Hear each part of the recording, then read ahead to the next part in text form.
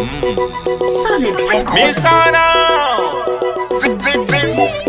Alright, kudiwa nezvimoko king. Yes, pakurova stonyeni andishaike musupu senge ndiri onyeni. Mix and mingu ndiri parokesheni. Pasuka na pumako ibati combination.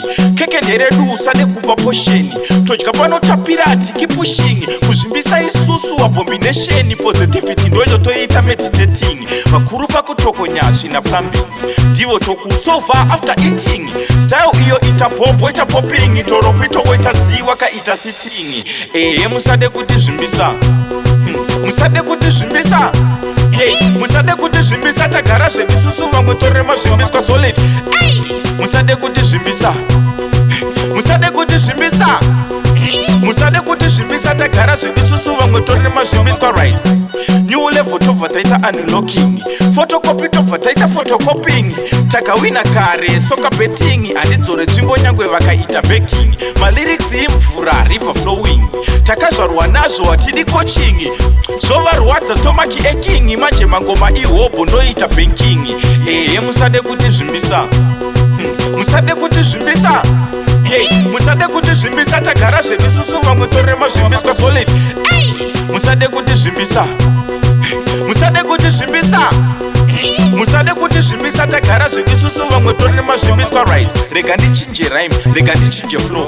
Abva nepi name kumako hasipo. Hamba nayo time siya like disiya so vare. Yapinza ndobva tasiya takia do. Adonza tambo twine. Set go, kukanza nayo crime. Baba lay low, matsiya kaim naim kurupa ma stage show. Dinenge boy next door. Musade kuti zvimbisa. Musade kuti zvimbisa. Musade kuti zvimbisa tagara zvemisusu vamwe torema zvimbiswa solid. Musade kuti zvimbisa. Musade kuti zvimbisa. Musade kuti zvimbisa tagara zvemisusu vamwe torema zvimbiswa right. New level tobva taita unlocking. Photocopy tobva taita photocopying. Takawina kare soka betting. Andidzore tsvimbo nyangwe vakaita baking. Malyrics imvura river flowing. Takazvarwa nazvo hatidi coaching. Zvovarwadza stomach aching. Manje mangoma ihobo ndoita banking. Musade kuti zvimbisa. Musade kuti zvimbisa. Musade kuti zvimbisa tagara zvemisusu vamwe torema zvimbiswa solid. Musade kuti zvimbisa. Musade kuti zvimbisa. Musade kuti zvimbisa tagara zvemisusu vamwe torema zvimbiswa right. Rega ndichinje rhyme, rega ndichinje flow.